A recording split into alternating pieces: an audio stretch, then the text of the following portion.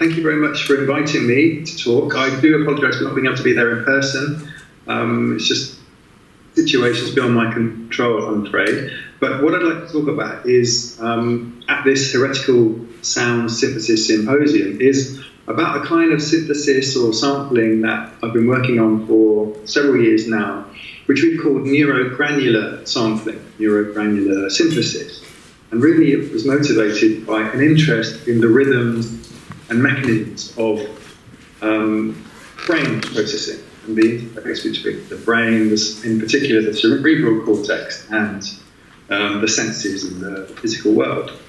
And the initial motivation was really what you might call the rhythmic nature of that processing. So several years ago, I started researching into what caused the kinds of rhythms of neuronal firing that one sees within the cerebral cortex. And I started working with very small brain circuits, maybe sometimes 100 neurons. These are the model neurons I'm talking about, not real neurons, and 1,000 neurons.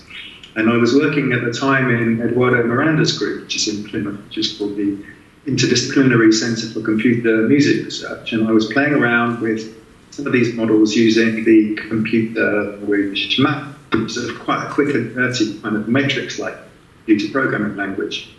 What I was really interested in is really what causes the rhythms of neural firing, how one particular firing causes the next, and how they rhythmically connect together, thinking about ways of which one could use these rhythms for future music synthesis, for example. And one interesting thing is that the sort of what you might call the discoverers of the dynamics of neurons, mathematics within the neurons was discovered by two mathematical biologists from Cambridge called Hodgkin and Huxley in the 1940s and 50s. And there's a brilliant paper by Hodgkin about the development of those theories, which I really recommend everybody reads. And essentially, it comes down to couple of differential equations for the transport of the voltage along an axon. So an axon is a tube that goes from the neuron that's fired, connected to all the other neurons that neuron's connected to. Okay? So when a neuron has too much voltage on its membrane, it can't hold that voltage anymore, it lets the voltage go down all these axons. Okay? When this voltage gets to another neuron, it finds a neuron through a junction which is called the synapse, and the amount of voltage that is transported to these postsynaptic nodes, as they're called, is given by the amount what's called weight in mathematics, but it's a particular value that's on that synapse. Okay, and this voltage is transferred to all the postsynaptic neurons, and if that voltage goes beyond threshold voltage, then those neurons will fire. So there's a kind of cascade or a chain, like going one neuron fires, that induces other neurons to fire, and so on.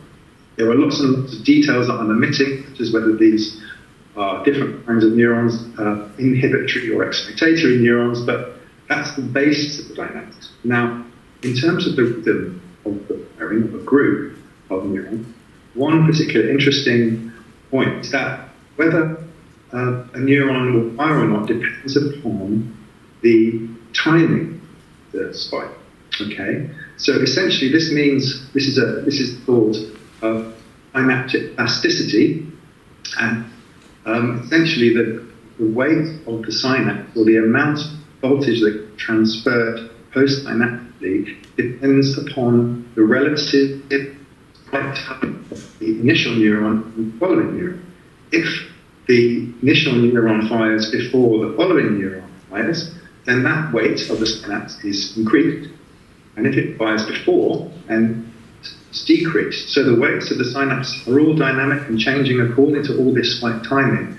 And it's very critical. There's actually an exponential functionality between the timing difference and how the synaptic weight changes. There's a massive lot of dynamics and a massive complex system going on.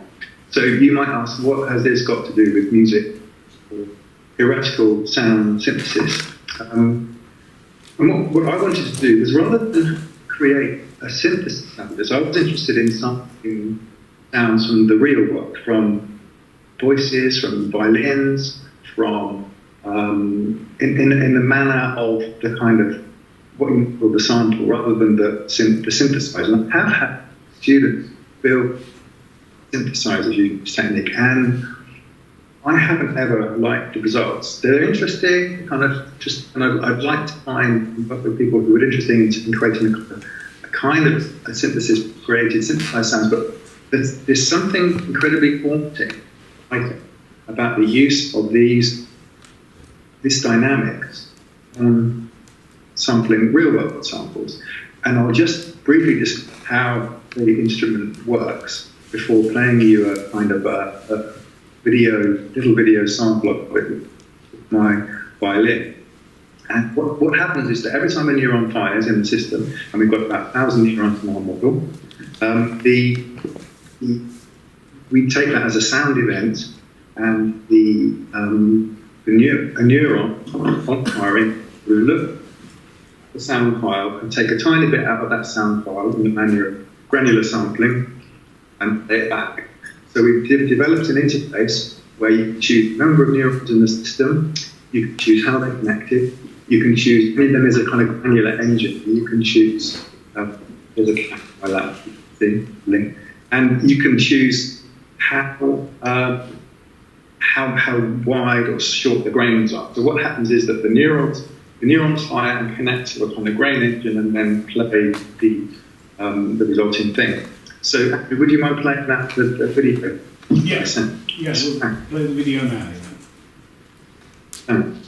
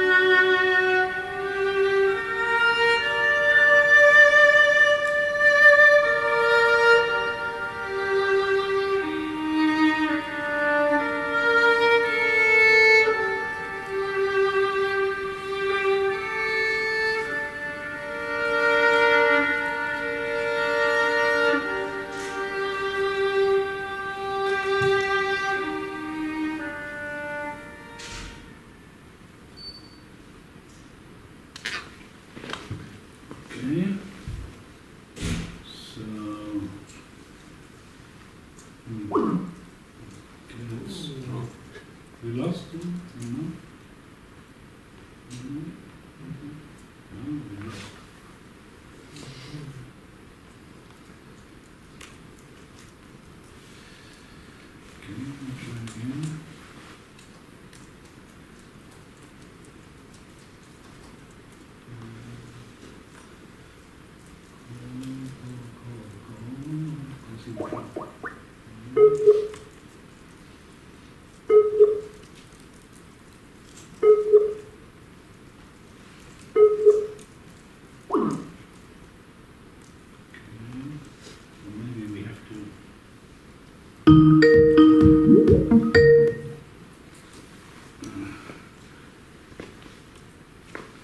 Okay, are you back?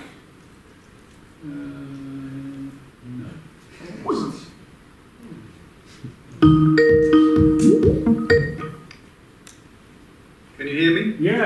back, yes, good, thank you. So just to briefly say what you were listening to and looking at, that was a simulation of the interface that we built. It exists as a plug-in, an audio unit at the moment, an Apple audio unit. And so every time you were listening to my violin, I was playing into the system, and there was a neuron firing. It would take a tiny little bit of the violin sound back. And towards the end, we worked with a lot longer grains than you might have heard, the shorter grains in the middle. And I've often found within the context of my composition that it's really the long grain textures that work a lot better. And what we've done is we've built several different projects out of this methodology. One project is called the Fragmented Orchestra, in which there was a neuron or a node in different locations around the UK. Each of those locations was transporting sound to a gallery in Liverpool, the FAT gallery. Each location was represented by a loudspeaker. And then the 24 channels, because there were 24 sites, were collected together and sent back to each location to form a kind of instrument, geographically separated instrument. In that sense, in that case, and this was particularly interesting, the sounds actually stimulated neurons. So they acted as a stimulation as well as a cortical neuron. So the cortical neuron is the name for the neuron that's in the cerebral cortex. And one tends to have, as part of our sensory system, sensory neurons which are stimulated. Cortical neurons are just stimulated by signals from other neurons. Sensory neurons are stimulated by the world. And the situation of the instrument you've heard is that we haven't built a sort of sensory engine. We're experimenting with the difference between the instrument and environment, building these sensors and seeing how sensory neurons change the reaction or the kind of interaction between it and its world. One of the in the abstract that you might have read, the work that I've been doing with Jay Auburn, is that we've been connecting a bunch of percussion instruments around the studio, which follows on from a piece called Cortical Song, which I wrote with Nick Ryan, where we converted these signals, these neural firings, into MIDI and then into flashing lights, and then spread these flashing LED lights around an orchestra so that when a light flashing corresponded to the neural firing, and you can see the whole cerebral cortex firing around an orchestra. And we gave musicians several instructions about what to do when their light flashed, such as change note within a row of notes that we created, such as change texture, such as split this note, and so on. This is called Cortical Songs. If you're interested in listening to that. Now, in the experience we've been doing recently, what we've been filling a studio with lots of different percussion instruments that have been played with tiny solenoids. When the neuron fires, the solenoid flashes, and building a kind of rhythmic structure around that, and then putting it into other composition strategies. So really, what I just wanted to do was give a short talk and an overview about what we might call, what we can call a neurogranular synthesis or neurogranular sampling. To answer any quick questions that you might have, I'm going to apologise again for not being able to do that.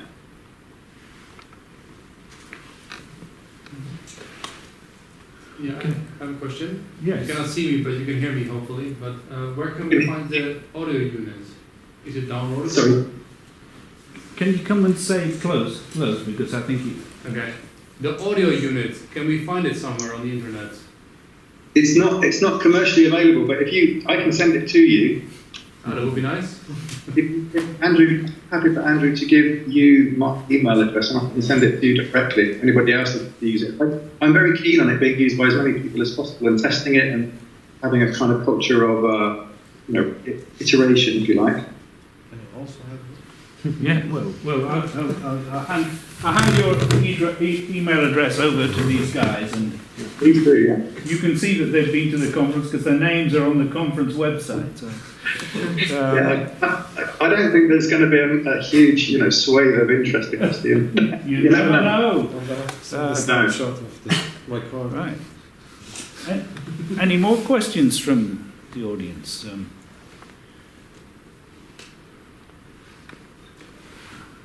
About the oscilloscope or the neuroscope, or what you call it, where the neurons were presented. This one. Yeah. Yeah. Was the movement based on the audio, or how? Why did the neurons move as they did? You mean on the app interface? Yes. Yes. Oh, okay. Yeah, that was designed by a company with a company called PIN. Essentially, when a neuron fires, you get one of those things, dot, the firing, so you can see a correspondence between the dot and the firing, and that swirling is designed by KIN in order to be a effective way of seeing it happening. So it's a sort of visual correspondence, if you like. Yeah. So that comes from something called a raster plot. So a raster plot is something that neuroscientists and Can you say the plot again? The name? We missed. raster, Oh. R-A-S-T-E-R, not to be confused with R-A-S-T-A, which is a different kind of thing. So raster plot. Raster plot. Okay. So a raster plot is a plot of neural firing against time, where the neurons are plotted on the y-axis and the time is on the x-axis. When there's a dot, means that neuron is fired. So it's a graphical way of looking at kind of firing dynamics. I hope that answers the question. Well, I do wish I was there. Is John Richards in the audience? John has been here, but he's not here right at this minute. Well, if you could say hello to him when he comes back, Absolutely, that'd be we will. Where is he? I mean, I wonder. He's Yeah. talking to his. He's probably heard this talk before. So if you could, I hope you enjoy the festival this weekend and this evening. And I'll be in Helsinki soon. I'd really like to come to another event if you're going to organise one, and maybe we can organise one in Plymouth too for you all to come to. Yes, thank you. Any more questions before we leave John now? Any more questions? Or maybe you're in a hurry to go now already, so. Anyway, there don't seem to be any more questions, John, but thank you for coming online. We appreciate it.